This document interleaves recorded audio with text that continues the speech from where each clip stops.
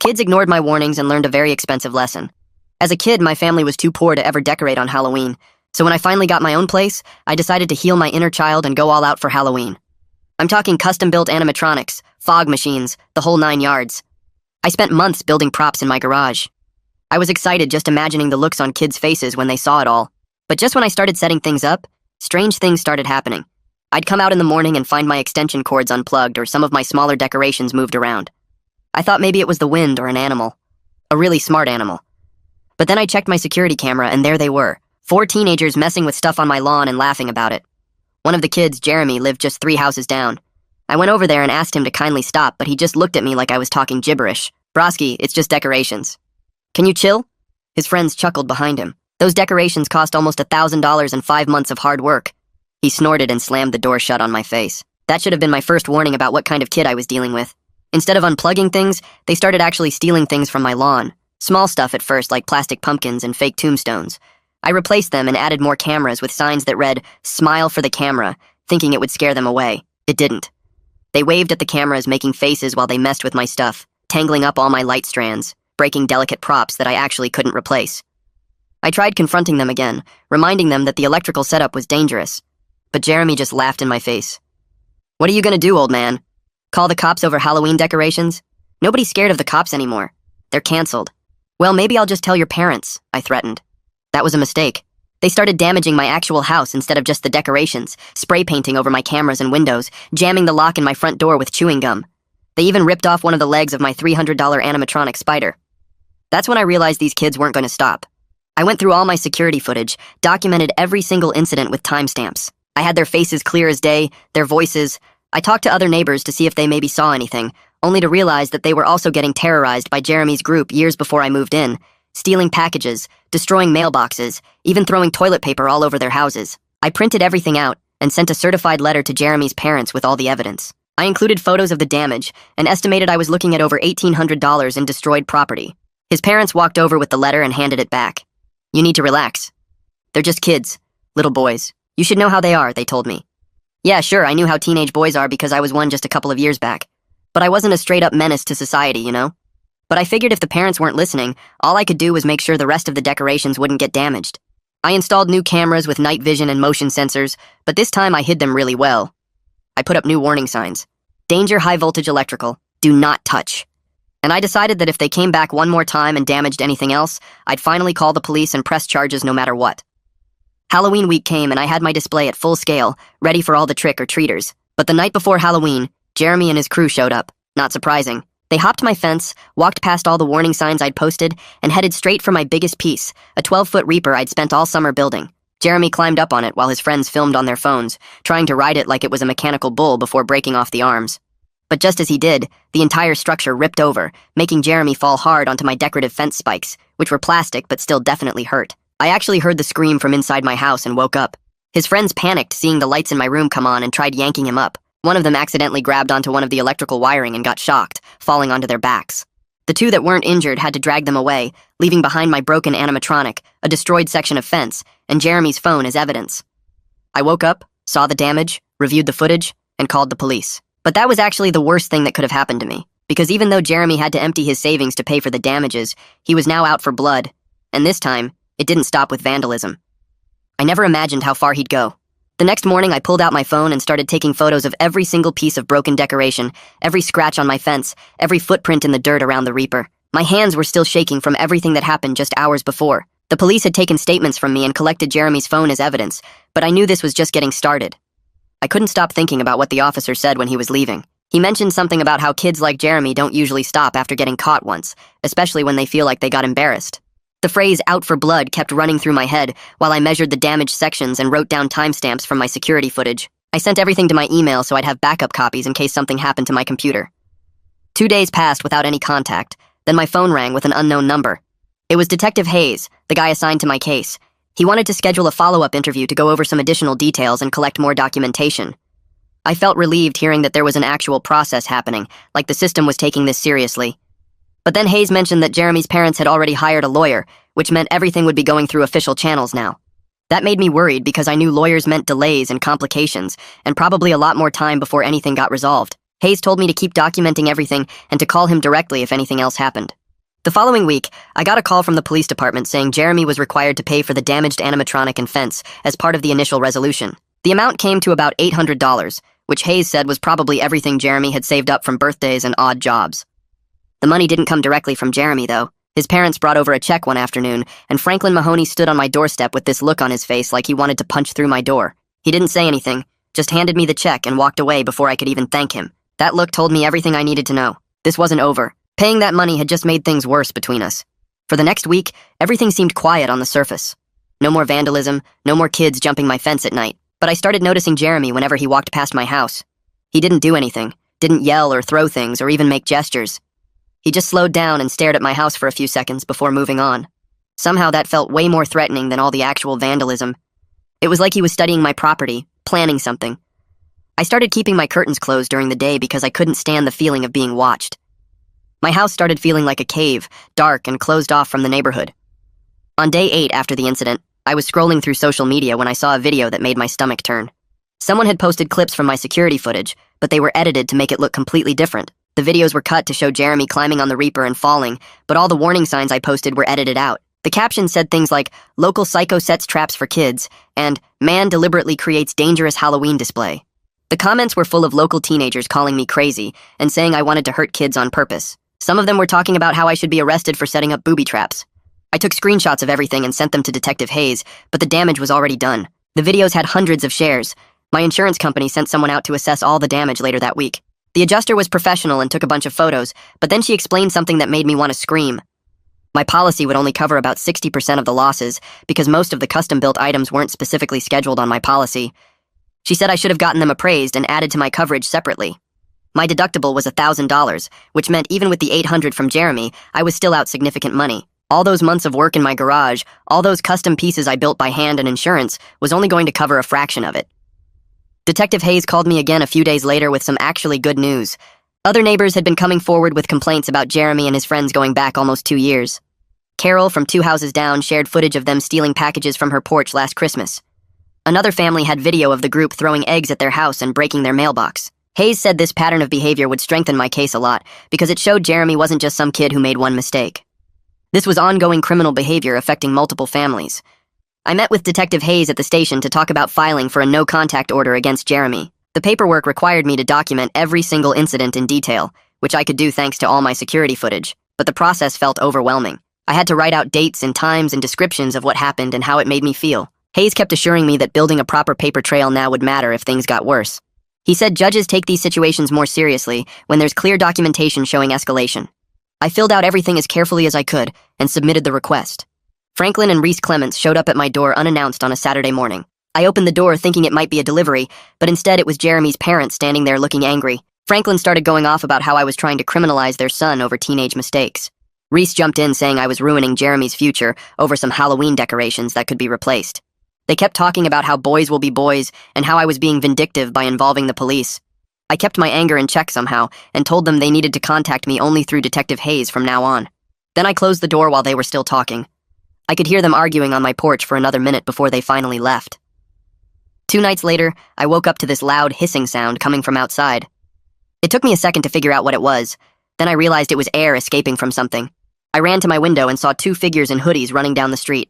I checked my security camera and saw them crouched by my car, then running off when they finished whatever they were doing. I went outside and found 2 of my tires completely slashed, flat against the pavement.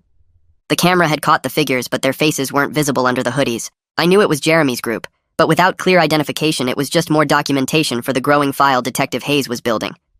The tow truck didn't arrive until almost 9 in the morning, which meant I had to call work and explain why I'd be late. The driver took one look at the slashed tires and shook his head, saying he'd seen this kind of thing before in neighborhoods with problem kids. He loaded my car onto the flatbed and drove me to the nearest repair shop, where the manager told me I'd need 2 new tires at about $200 each after labor.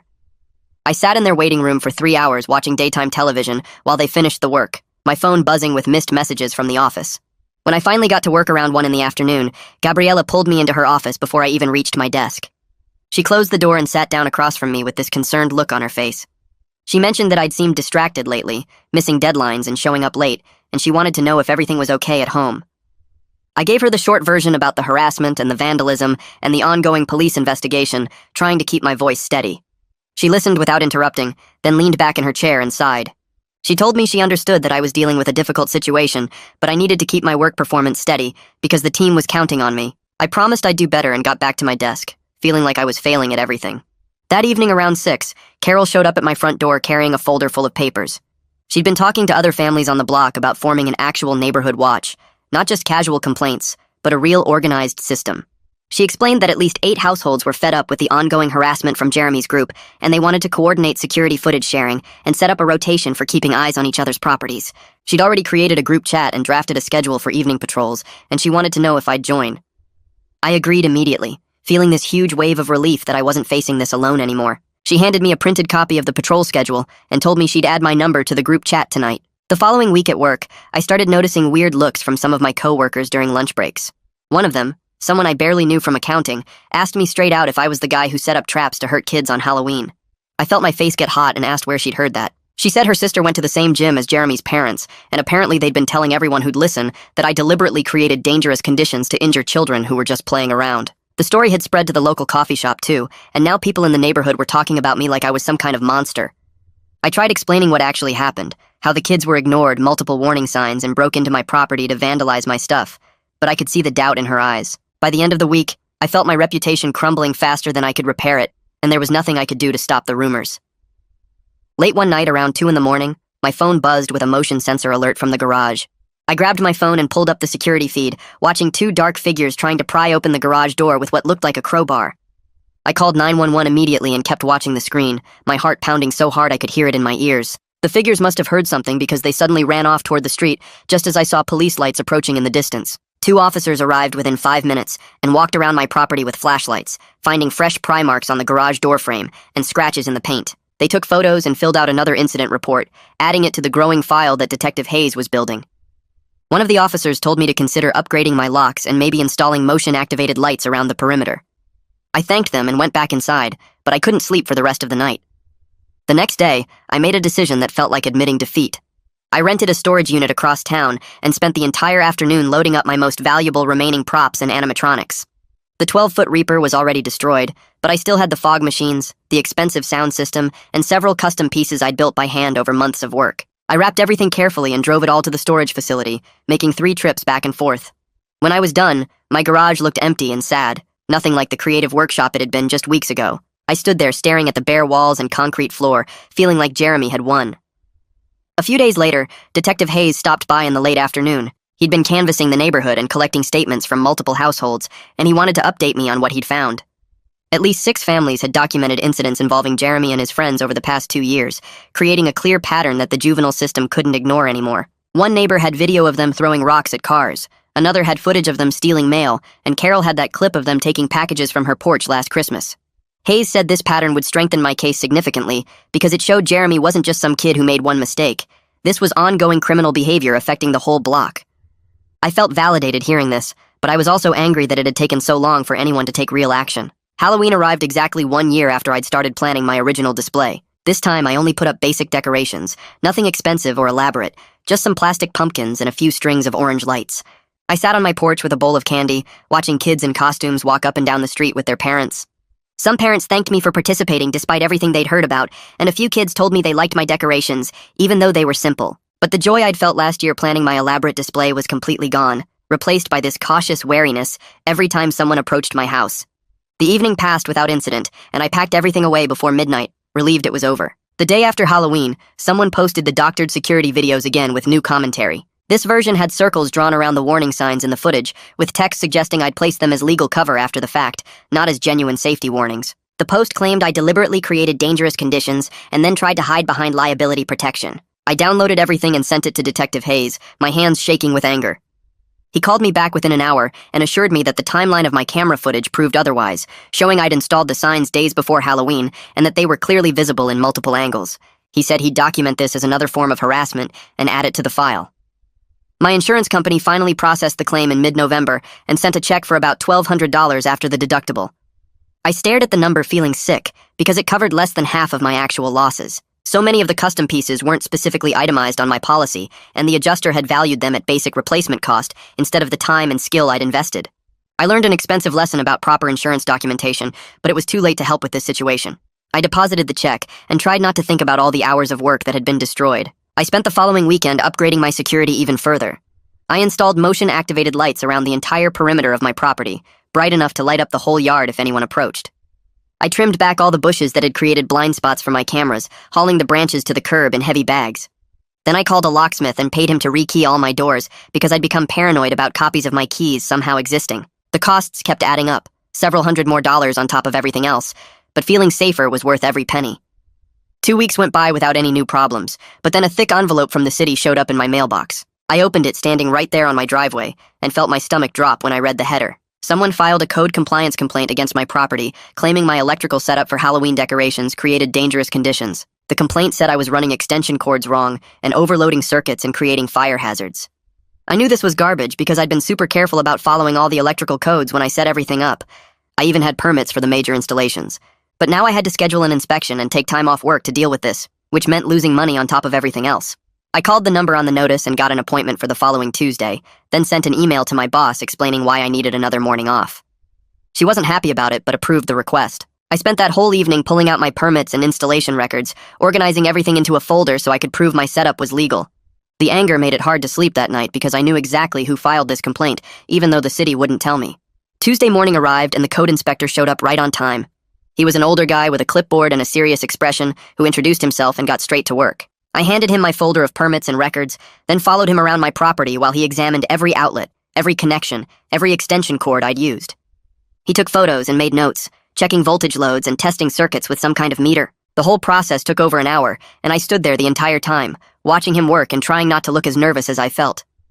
When he finally finished, he closed his clipboard and looked at me with something like sympathy in his eyes. He told me everything was properly installed and permitted, all my electrical work met code requirements, and there were no violations to cite. Then he said something that made me feel both validated and furious at the same time. He said the complaint was clearly someone trying to cause problems for me, probably someone who had a personal issue, and he could tell this was harassment disguised as a safety concern. He couldn't tell me who filed the complaint because that information was protected, but we both knew.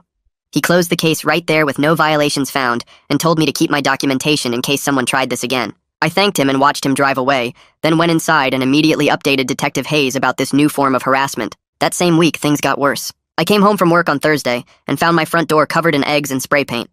The eggs had dried into a crusty mess that was going to be hard to clean, and someone had tagged the door with the word "Psycho" in bright red paint. But that wasn't even the worst part.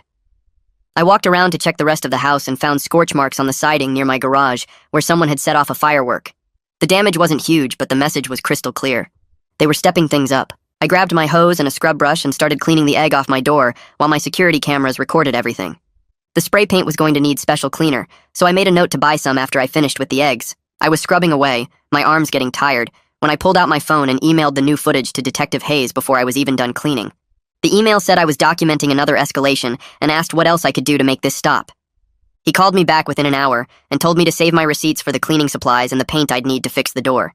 He said every incident was building the case even though it felt painfully slow. The constant problems were destroying my ability to sleep. I'd lie in bed listening to every sound outside, jumping at car doors and wind and anything that might be someone messing with my property. I was exhausted all the time, dragging through my workdays and drinking way too much coffee just to stay functional. My friend Reed Durham noticed how wrecked I looked when we met up for lunch one day and offered to let me crash at his apartment across town for a night. He said I needed to get away from my house and actually rest somewhere I felt safe.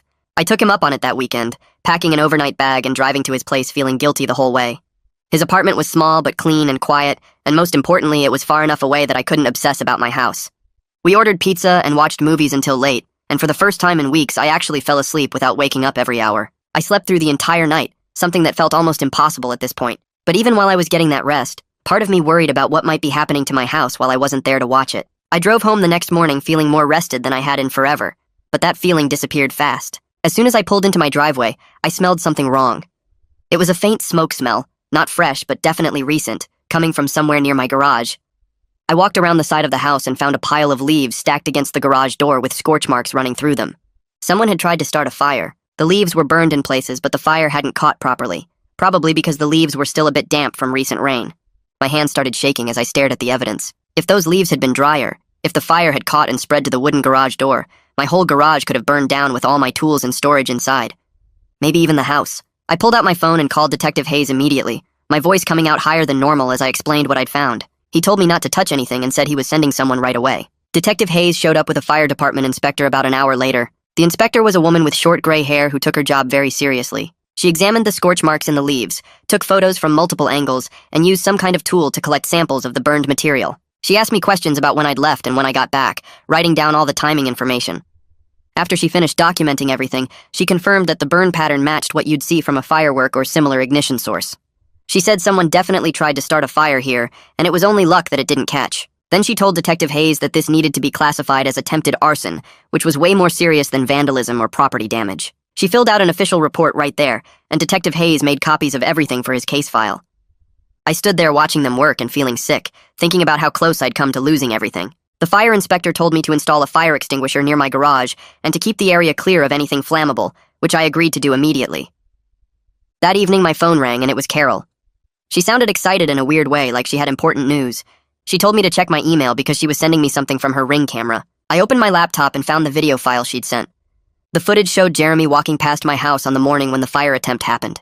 He was carrying something in his hand that looked exactly like a Roman candle firework. Carol had circled the timestamp on the video, and it matched perfectly with the window when the leaves must have been burned based on what I'd told the fire inspector. This was it. Finally, we had clear footage of Jeremy specifically doing something that couldn't be explained away or dismissed.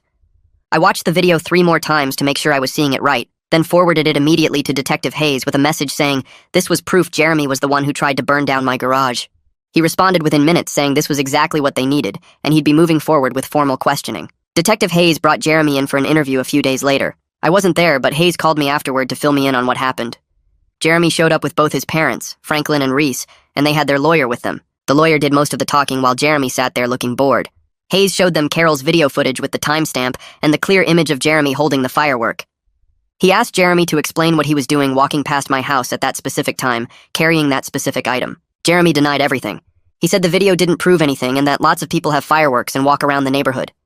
His lawyer backed him up, arguing that carrying a firework isn't proof that someone used it to commit arson. They stonewalled every question, refusing to admit anything or explain the suspicious timing. The whole interview ended with nothing accomplished except more documentation. I felt so frustrated when Hayes told me this. We had clear video evidence and it still wasn't enough to get Jeremy to admit what he'd done. The system moved so slowly, grinding through procedures and paperwork while I was stuck dealing with the consequences. But then something changed.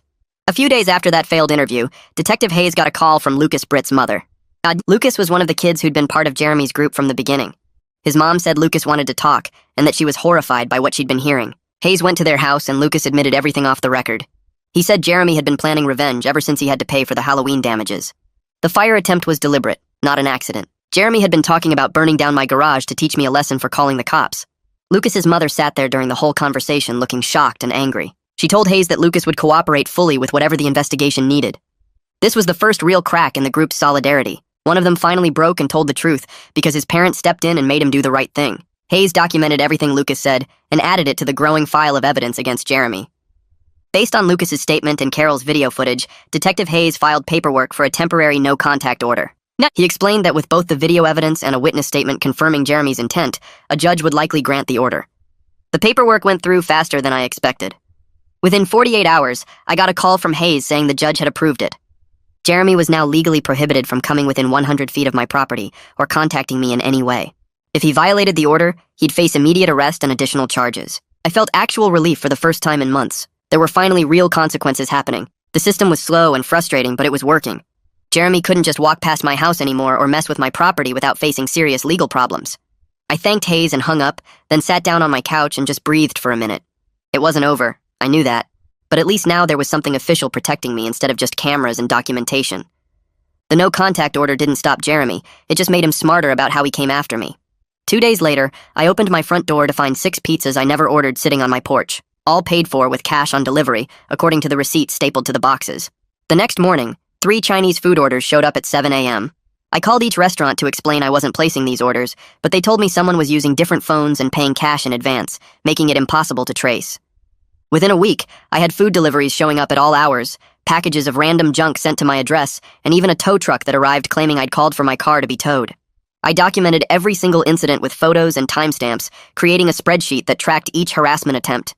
Then the social media messages started appearing from accounts with no profile pictures and random letter usernames. The messages never said anything directly threatening, just things like, enjoying your quiet neighborhood, and karma works in mysterious ways and watch your back.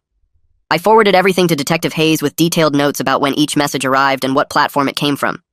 He told me to keep documenting, but admitted that proving Jeremy was behind anonymous accounts would be difficult without subpoenaing phone records, which took time and judicial approval. 3 weeks after the no-contact order went into effect, I was home alone on a Thursday evening making dinner when I heard someone rattling the handle on my back door. My whole body went cold and I froze for a second, listening to the sound of someone trying to force the lock.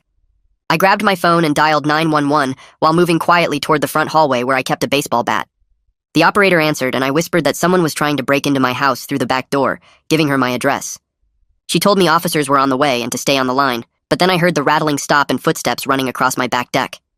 I moved to the window and saw 2 figures in dark hoodies jumping my back fence and disappearing into the alley. My hands were shaking so bad I could barely hold the phone, and I stayed in the hallway with the bat until I saw police lights pull up outside. When the officers arrived, they searched my backyard with flashlights and found a black backpack lying on the ground near my fence, apparently dropped when the intruders heard me shouting that police were coming.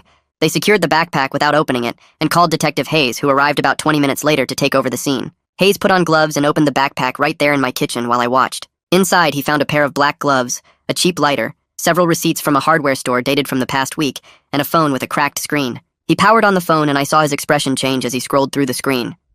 He turned it toward me and showed screenshots of a group chat with 4 participants discussing my house, my work schedule, and specific plans about finishing what we started. The messages referenced the fire attempt from before and talked about waiting until I was gone to avoid getting caught this time. One message specifically said they should check my garbage on trash day to learn my routine. Hayes bagged everything as evidence and told me this was exactly what he needed to file serious charges that would stick. He explained that the phone and the group chat screenshots gave them proof of conspiracy and planning, not just random harassment. He also said the receipts from the hardware store matched items typically used for arson, which strengthened the attempted arson charge they'd been building. I felt sick reading those messages, realizing how close I'd come to losing everything if they'd succeeded. Detective Hayes moved fast with the new evidence. Within 2 days, he had a search warrant for Jeremy's bedroom based on the backpack contents and the group chat screenshots. I wasn't there when they executed the warrant, but Hayes called me afterward to describe what they found. Jeremy had materials in his closet that matched the hardware store receipts from the backpack, including containers that could be used to transport accelerants. More damning was a spiral notebook tucked under his mattress with pages of notes about my daily routine, what time I left for work, what time I usually got home, and which nights my house appeared empty. There were even sketches of my property layout showing where the cameras were positioned and which areas had blind spots. Hayes said reading that notebook made him realize how obsessed Jeremy had become with planning another attempt. The level of detail showed this wasn't just teenage anger anymore, it was something darker and more calculated. I felt sick when Hayes read me some of the entries over the phone, knowing Jeremy had been watching my house so carefully for weeks. The district attorney's office filed a juvenile petition against Jeremy for attempted arson, criminal trespassing, and violation of the no-contact order. Franklin Mahoney and Reese Clements were notified by certified mail that their son was facing serious charges in juvenile court. Their lawyer contacted them immediately to explain that these weren't minor offenses that would disappear with a warning. The attempted arson charge alone carried potential detention time in a juvenile facility, and the violation of the no-contact order showed a pattern of escalating behavior. The lawyer also explained that they were facing potential civil liability for damages because Jeremy was still a minor living under their supervision. If I chose to file a civil lawsuit for all the harassment and damage, they could be held financially responsible beyond just the criminal restitution. Hayes told me later that this was the first time Jeremy's parents seemed to understand the full scope of what their son had done. The reality of serious legal consequences and potential financial ruin finally broke through their denial about Jeremy just being a normal kid making mistakes. The next 2 weeks turned into a blur of court appearances and meetings with prosecutors. I had to take time off work for an initial hearing where the judge reviewed the charges and set conditions for Jeremy's release pending trial. Then there was a meeting with the prosecutor's office where they walked me through the evidence and explained how juvenile court worked differently than adult criminal court. The system focused more on trying to help kids change their behavior through programs and supervision rather than just punishment. But the charges were serious enough that Jeremy faced real penalties if convicted. I had to go to another hearing where they discussed whether Jeremy should remain at home or be placed in temporary detention, and the judge decided home detention with an ankle monitor was appropriate given the severity of the charges. Each court appearance meant taking time off work, and Gabriella pulled me aside after I requested my 4th absence in 2 weeks. She asked if everything was okay because my performance had been slipping and I'd been distracted during meetings. I gave her a brief explanation about the ongoing legal situation, and she was sympathetic, but reminded me that I needed to find a way to balance this with my job responsibilities because the company had deadlines that couldn't keep being pushed back. About 3 weeks into the court process, the prosecutor called to tell me that Jeremy's lawyer had approached him about negotiating a plea agreement.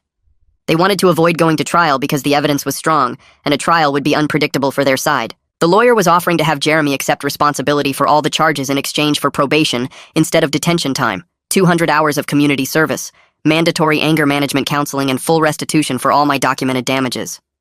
The prosecutor explained that this kind of plea deal was common in juvenile cases because the system preferred rehabilitation over punishment when possible. He asked for my input on whether I would support accepting the plea or if I wanted them to push forward with a trial. He reminded me that my opinion mattered, but ultimately the decision belonged to the district attorney's office since this was a criminal case, not a civil lawsuit.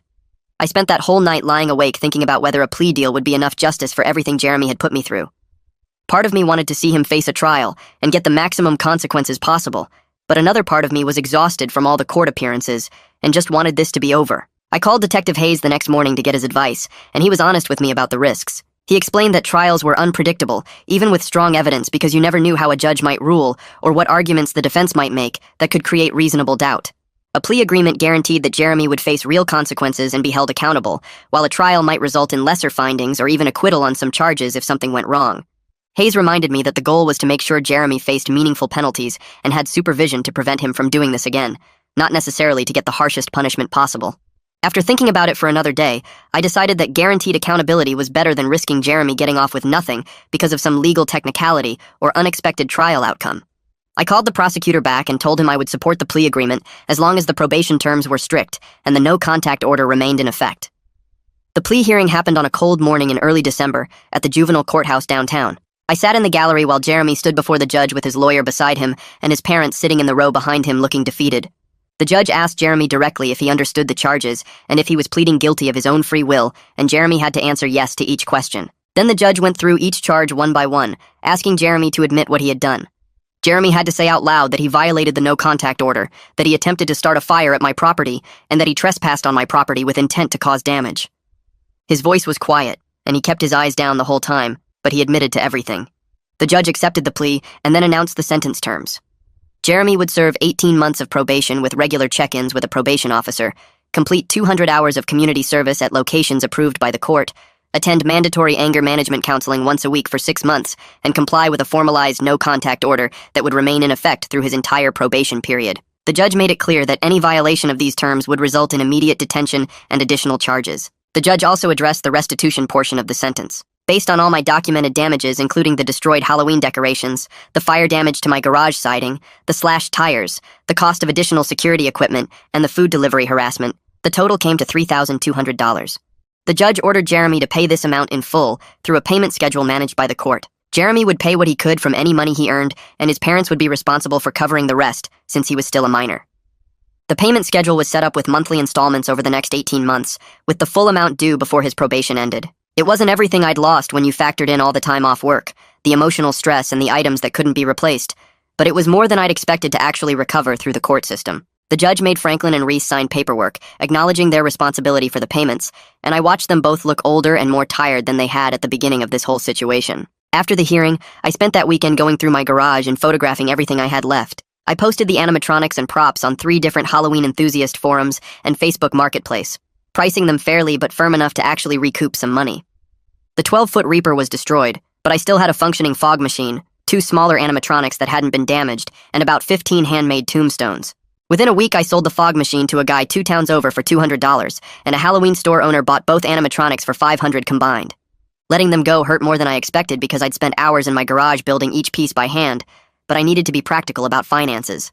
The tombstones went in smaller batches over the next few weeks, bringing in another $300 total. It wasn't enough to cover everything I'd lost, but combined with the insurance payout and the court-ordered restitution, I could at least stop bleeding money.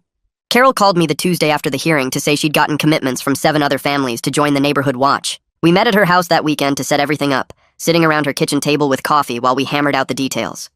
We created a shared group chat and divided the evening hours into shifts, so someone was always keeping an eye on the street between 6 and midnight. 8 families total meant we each only had to patrol 1 evening per week, which felt manageable. Carol printed out a schedule and laminated copies for everyone. The first night we started the rotation, I saw at least 3 neighbors out walking their dogs or checking their mailboxes during my shift, and it made the whole street feel different. It wasn't the quiet neighborhood I'd hoped to live in when I moved here, but at least we were looking out for each other now. The first week after we started the watch, I slept through the entire night for the first time in months.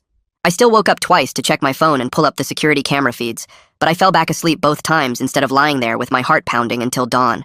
As more weeks passed without any new incidents, my body started to relax in ways I didn't even realize had been tense. My shoulders didn't ache constantly anymore. I stopped jumping at every car door slamming outside. I still checked the cameras obsessively, probably 10 times a day, but the panic that used to come with it faded into just a habit. One morning I woke up and realized I'd been living in crisis mode for months, and my body was completely exhausted from it. Work got better too, as I could finally focus without constantly checking my phone for security alerts or dealing with emergencies. I stopped showing up late because of vandalism cleanup or court appearances. I met my project deadlines without extensions for the first time since Halloween. Gabriella pulled me aside in January after a team meeting and told me she was glad to see me getting back to normal, that she'd been worried about me for a while. During my annual review in late January, she mentioned my recent improved performance and gave me a small raise, 3%, which wasn't huge, but helped offset some of the financial damage from everything that happened. I thanked her and didn't mention that normal still felt pretty far away, but at least I was functional again. The letter from the Juvenile Probation Office arrived on a Thursday in late January. I saw the official return address and knew what it was before I even opened it. Inside was a single page with Jeremy's name at the top and a court-ordered apology that was clearly written by his lawyer. The language was completely generic, talking about poor choices and learning from mistakes and accepting responsibility for actions. There was nothing in it that acknowledged the actual fear and violation he'd caused, nothing that felt like it came from him personally. It was just legal boilerplate designed to check a box on his probation requirements. I read it twice, looking for anything genuine, then filed it away in the folder with all the police reports and court documents. It didn't give me any satisfaction, but I hadn't really expected it to. I started planning next Halloween in early February, sketching ideas in a notebook during my lunch breaks. This time, I kept everything realistic and focused on safety. I'd keep all the decorations closer to the house where I could see them from my windows. I'd only use weather-resistant pieces that could be easily secured or brought inside each night. I'd install even better lighting around the perimeter so nothing was hidden in shadows. The joy of decorating wasn't completely dead inside me, but it was definitely tempered by hard lessons about security and realistic expectations. I wasn't going to recreate my original vision of an elaborate Halloween wonderland, but I could do something smaller and safer that wouldn't make me a target. One afternoon in February, I was driving home from the grocery store when I saw Jeremy picking up trash along the main road. He was wearing a bright orange safety vest and using one of those grabber tools to collect litter into a black garbage bag. A man in a county vehicle was parked about 50 feet away, watching him, and I recognized the supervisor as Albert Gomez from the probation paperwork. Jeremy looked up as I drove past, and our eyes met for just a second before I looked back at the road. Neither of us waved or nodded or acknowledged the other in any way. I felt this strange mix of vindication and emptiness, watching him do court-ordered labor in an orange vest, like I'd won something but it didn't feel as good as I thought it would. Albert Gomez called me a week later as part of his regular check-ins. He confirmed that Jeremy hadn't violated the no-contact order and asked if I'd noticed any suspicious activity around my property. I told him everything had been quiet since the plea hearing. He encouraged me to keep documenting anything that seemed off, and reminded me that Jeremy's probation terms included regular searches of his room and strict curfews, so he was being actively monitored. Knowing that someone official was keeping tabs on the situation helped me feel less vulnerable, like I wasn't just relying on my cameras and the neighborhood watch to catch problems. By March, Albert called again to update me that Jeremy had completed about 50 hours of his community service, which was a quarter of the total requirement. He also mentioned that Jeremy's family had made 3 payments toward the restitution through the court system, about $200 each time. I didn't have any direct contact with Franklin or Reese, which was a relief because I had nothing to say to them anyway. The money showed up in my account through an automated court payment system. I put it straight into savings and started planning seriously for next Halloween, pricing out new decorations that would be harder to damage or steal. The community meeting happened on a Tuesday evening in March at the local library. The police department had organized it to talk about neighborhood safety after several families complained about ongoing teen harassment. I showed up early and found about 40 people already there, filling up the folding chairs in the community room. A police sergeant gave a presentation about recent trends and initiatives, and then they opened the floor for people to share their experiences. Carol spoke about the package thefts and vandalism. An older couple talked about their mailbox getting destroyed 3 times. A single mom described teenagers throwing rocks at her windows. Hearing all these stories made me realize the problem was way bigger than just my Halloween decorations. The police announced new initiatives for youth programs and increased patrols in problem areas. It felt good to see the problem being addressed at a community level, even if it had taken years to get to this point. Carol started calling me more often after that meeting, not just about neighborhood watch stuff, but to actually check in and see how I was doing. We grabbed coffee a few times in late March and talked about regular life things, not just the Jeremy situation, and it felt good to have a friend who understood what I'd been through. In early April, she invited me to a backyard barbecue at her place on a Saturday afternoon. I showed up with a bag of chips and found about 15 neighbors there, including several families who'd spoken up at the library meeting. People introduced themselves and shared their own stories about dealing with harassment on the block, and for the first time since moving into this house, I felt like I was part of something bigger than just my own problems. The weather started warming up in late April, and I found myself spending more time in my garage again. I pulled out my tools and sketches and started designing new Halloween props. But this time, I was thinking differently about everything. I built a 6-foot-tall skeleton that could be completely disassembled and stored inside within minutes. I designed a graveyard fence system with quick-release brackets, so the whole thing could be locked down or moved. Every piece I worked on had security built into the design from the start, making sure nothing was too heavy to move quickly or too delicate to survive being handled roughly. The creative process felt healing in a way I didn't expect, like I was taking back control of something that had been stolen from me. I spent hours in the garage measuring and cutting and painting, and my mind felt clearer than it had in months. In May, I got an official letter from the Juvenile Probation Office, letting me know that Jeremy had completed his court-ordered anger management program. The letter said his probation officer reported that he was maintaining good behavior and meeting all his requirements. Part of me wanted to feel satisfied that the system was working, and that maybe Jeremy was actually learning something from all this. But mostly I just felt cautious and kind of empty about the whole thing. I'd learned over the past year that doing what you're told because a court makes you is not the same as actually changing who you are inside. I filed the letter away with all the other paperwork and decided not to think too much about what Jeremy was or wasn't learning. By late summer, I started thinking about how to handle Halloween differently this year. I didn't want to hide inside my house or give up on decorating completely, but I also knew I couldn't just set everything up and hope for the best. I talked to Carol about organizing an open house event where neighbors could come see the setup before Halloween night. She loved the idea and offered to help me plan it. We spent a few evenings in September putting together invitations and a schedule. We decided to do it on the first Saturday in October from 2 to 5 in the afternoon. Carol helped me make a list of all the families on our neighborhood watch group, and we hand-delivered invitations to about 40 houses. The goal was to build connections with people and show them that my decorations were meant to bring joy to the community, not cause problems or drama. The open house turned out way better than I expected. About 30 neighbors stopped by throughout the afternoon, including families with little kids who were already excited about Halloween. The kids loved climbing on the props and asking questions about how everything worked. Parents told me they appreciated the effort, and several people offered to help me set up on Halloween night and keep an eye on things. One dad said he'd walk through every couple hours just to make sure everything stayed peaceful.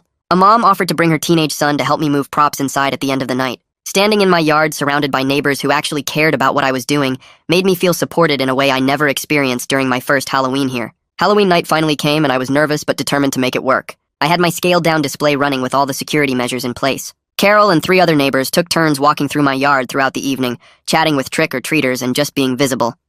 My security cameras were recording everything, and my motion sensors were active. The evening went smoothly with hundreds of kids coming through in costumes. Parents thanked me for decorating and kids got excited about the animatronics. 0 incidents happened all night. No vandalism, no harassment, no problems at all.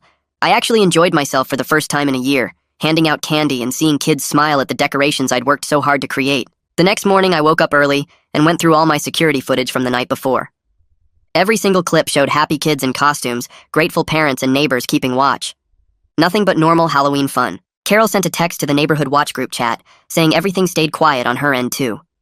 For the first time in a year, Halloween didn't end with me stressed out and angry and documenting damage. It felt like a genuine victory, even if it was smaller and simpler than my original dream of the elaborate display I'd planned. In November, the final restitution payment from Jeremy's family came through the court system. I logged into my account and saw the deposit, bringing the total to about $3,200 spread across multiple payments over the past months. The money didn't cover everything I'd lost when you factored in the time, the stress, the damaged pieces I couldn't replace, and all the security upgrades I'd had to buy. But it was enough to feel like some level of accountability had been achieved through the legal process. I transferred the money into my savings account and made a decision to stop dwelling on what happened and start moving forward with my life. Albert sent me a final notification in late November saying that Jeremy had completed all 200 hours of his community service requirement. The email said Jeremy would remain on probation for another 6 months, and the no-contact order would stay in effect through the end of his probation period in May. I read the update and sent back a brief acknowledgement, but I didn't let myself think too much about it. My focus was on my own life now, not on tracking every detail of Jeremy's consequences. I started planning next year's Halloween display with actual confidence instead of fear. I'd learned how to balance my creative ambitions with practical security measures. I had a supportive neighborhood network backing me up. The decorations would never be quite as elaborate as my original vision of the 12-foot Reaper and custom animatronics covering my entire yard. But they'd be sustainable and safe and something I could actually enjoy creating without constant worry about destruction. Carol texted me in mid-November, asking if I wanted to help organize a tool-sharing program through the Neighborhood Watch. She'd been talking to other families who mentioned needing to borrow lawn equipment or power tools, but not knowing who to ask. We set up a shared document where people could list what tools they had available to lend and what they might need to borrow. Within 2 weeks, 12 families signed up and people were actually using it. Someone borrowed my leaf blower. I borrowed a pressure washer from 3 houses down, and it felt good to have a reason to interact with neighbors beyond just security concerns. Carol also started planning monthly social events, just casual stuff like weekend cookouts or holiday potlucks where families could get to know each other better. The first one happened in early December, and about 20 people showed up. Kids played in someone's backyard while adults talked and shared food. Multiple neighbors mentioned that they'd noticed way less trouble with teenagers lately, not just from Jeremy's group, but from other kids who used to cause problems too.